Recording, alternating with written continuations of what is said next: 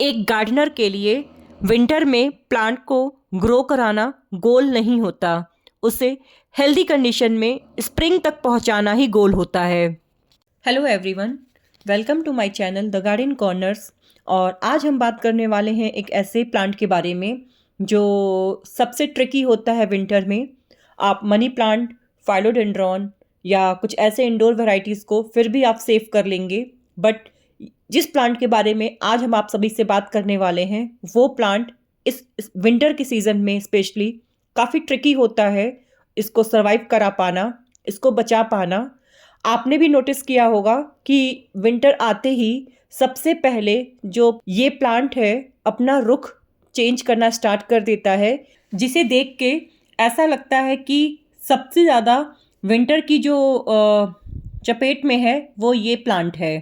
तो I think आपने अब तक गेस कर लिया होगा, हम बात कर रहे हैं एग्लोनिमा के बारे में। जितना ये देखने में सुंदर है उतना ही ये परेशान करता है हमें विंटर्स के सीज़न में। एग्लोनिमा को लोग बोलते हैं कि ये प्लांट लो मेंटेनेंस है, लेकिन विंटर आते ही ये प्लांट एक चीज़ ज़रूर सिखा देता है कि हर सीज़न का अपना अपना बिहेवियर होता है। तो आज इस वीडियो में हम आप सभी से विंटर में एग्लोनिमा को एक्चुअली में कैसे सर्वाइव करा सके, कैसे बचा सके, इसके रिगार्डिंग जानकारी शेयर करेंगे। विंटर आते ही एग्लोनिमा अंदर से क्या चेंज करता है, तो सबसे पहला चेंज होता है इसके पेस में, यानी कि ग्रोथ जो होती है वो स्लो हो जाती है। नई पत्ती का जो निकलने का टाइम होता है वो लंबा हो जाता है। प्लांट जो है वो एनर्जी सेविंग मोड में चला जाता है। प्लांट फोकस करता है कि जो लीव्स ऑलरेडी हैं उनको कैसे बचाया जाए। और हम गलती क्या करते हैं, शायद सॉइल वीक है, शायद फर्टिलाइज़र कम दे दिया है, शायद प्लांट का लोकेशन सही नहीं रखा, शायद हमने प्लांट को परफेक्ट लाइट नहीं दी, और हम इस सब चीज़ों को सही करने के लिए उसकी एक्स्ट्रा केयर करना स्टार्ट कर देते हैं। तो बेसिकली एग्लोनिमा ही नहीं, सभी प्लांट्स के लिए ये टर्म है कि विंटर में प्लांट्स को ज़्यादा केयर नहीं, सही केयर चाहिए होती है। कभी कभी प्लांट्स ओवर केयर से भी खराब हो जाता है। तो वाटरिंग एक सबसे इम्पॉर्टेंट रोल प्ले करता है विंटर में प्लांट्स के लिए, स्पेशली एग्लोनिमा के लिए। जैसा कि मैंने हर वीडियो में आप सभी से शेयर किया है कि विंटर्स में कैलेंडर देख के पानी नहीं देना है प्लांट्स को, क्योंकि विंटर में जो सॉइल होती है वो थोड़ी धीरे धीरे ड्राई होती है, रूट्स ज़्यादा एक्टिव नहीं होते हैं, एक्सेस वाटर का एग्जिट स्लो होता है। इसीलिए ये तीन चीज़ें देख के ही पानी डालें। सबसे पहले तो पॉट का वेट, अगर पॉट हल्का नहीं लग रहा है तो सॉइल ड्राई दिखने के बाद भी रुक जाइए, क्योंकि ऊपर से सॉइल ड्राई हो जाती है ठंड के दिनों में, अंदर नमी बनी रहती है, जिससे अगर हम पानी डालेंगे तो ओवर वाटरिंग के चांसेस बढ़ जाएंगे। दूसरा, पत्तियों का फील, यानी कि अगर हेल्दी लीफ होंगी वो थोड़ी स्टिफ होंगी, टाइट होंगी, फर्म दिखेंगी आपको, लेकिन अगर ओवर वाटर लीफ होगी तो वो थोड़ी सॉफ्ट होंगी, बेंड होगी और नीचे की तरफ लटकती हुई होगी। तो इससे भी आपको पता लगेगा कि आप पानी का ध्यान कैसे रख रहे हैं। तीसरी बात करते हैं सॉइल का टेम्परेचर, यानी कि अगर सॉइल ठंडा है, मिट्टी गीली रह रही है तो पानी देने की ज़रूरत नहीं है। विंटर में एक बार पानी कम पड़ जाना 2 बार पानी ज़्यादा हो जाने से काफ़ी सेफ होता है, इसीलिए watering most important role play करता है विंटर्स में। अगर आपके पास प्लांट कम है तो आप फिंगर टेस्ट की हेल्प से पानी दे सकते हैं, यानी कि अपनी फिंगर को इंसर्ट करके सॉइल में चेक कर सकते हैं कि सॉइल कितना ड्राई है उसके अकॉर्डिंग। नहीं तो जब प्लांट्स हमारे पास ज़्यादा संख्या में होता है तब फिंगर टेस्ट पॉसिबल नहीं हो पाता है करने के लिए। उस टाइम पे जो मैंने 3 पॉइंट्स आप सभी से शेयर किए हैं, पॉट का हल्का लगना, ठंडी मिट्टी का शो होना और पत्तियां स्टिफ होना, फर्म होना, इन साइन से भी आप पता कर सकते हैं कि पानी देने का टाइम हुआ है या नहीं। पानी के बाद अब इम्पॉर्टेंट टॉपिक है सॉइल का। समर में जो सॉइल हमें परफेक्ट लगती है अपने प्लांट के लिए, विंटर में वही सॉइल कभी कभी हमारे लिए प्रॉब्लम क्रिएट कर सकती है। रीज़न ये है कि मॉइस्चर रिटेंशन बढ़ जाता है, एयर फ्लो भी कम हो जाता है, रूट्स ठंडी मिट्टी में सफोकेट होने लगती है। अगर आप नोटिस करें तो मिट्टी का ऊपर वाला हिस्सा ड्राई हो जाता है, अंदर से ठंडी और गीली रहती है, पॉट नीचे से ज़्यादा टाइम तक गीला रहता है। तो सोल्यूशन ये नहीं है कि आप इसे तुरंत रिपोर्ट करें, सोल्यूशन ये है कि आप वाटरिंग गैप को बढ़ा दें, प्लांट को डिस्टर्ब न करें, ड्रेनेज होल को क्लियर रखें, प्लांट की लोकेशन को बार बार चेंज ना करें। विंटर में सॉइल को नहीं, वाटरिंग हैबिट को अगर एडजस्ट करेंगे तो प्लांट आपका सर्वाइव करेगा।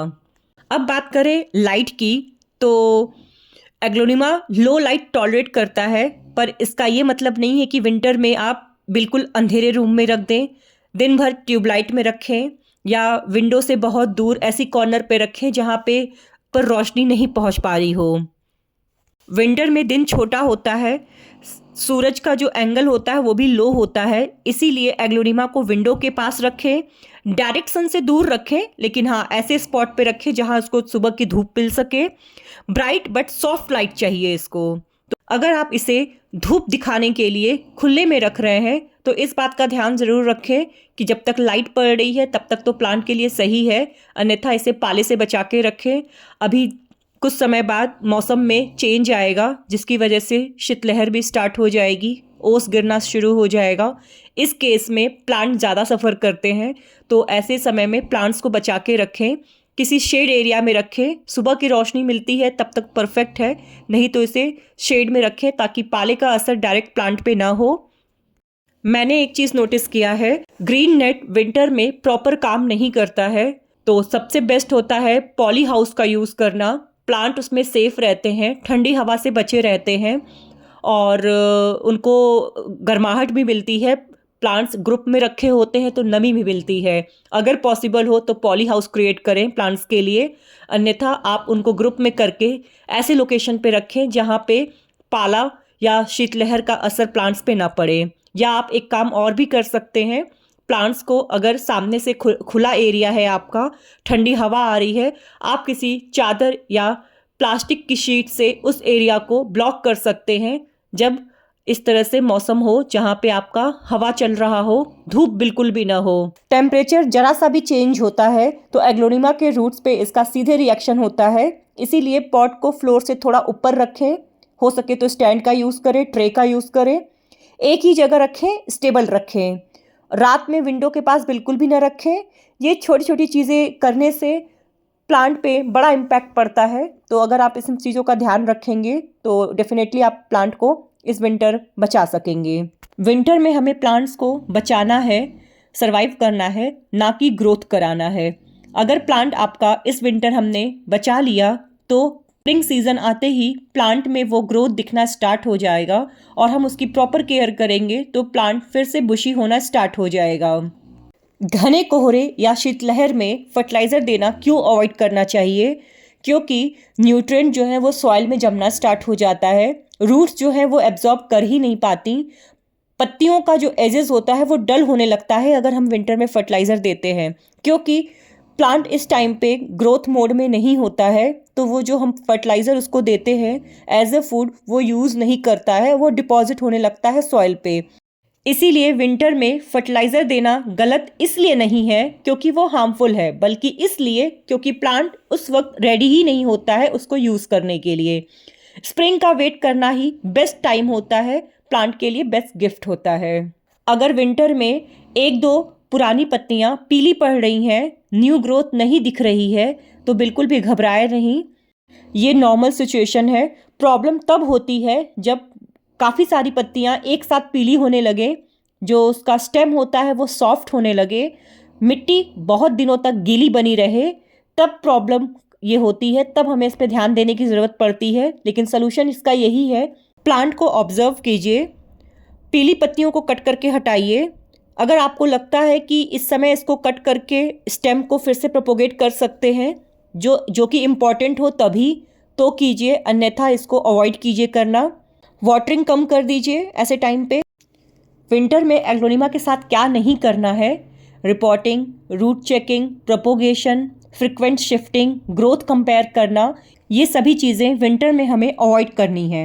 गार्डनिंग का मतलब कंट्रोल करना नहीं होता, कभी कभी सिर्फ साथ चलना होता है। तो ये थी मेरी छोटी सी जानकारी एग्लोनिमा प्लांट के ऊपर।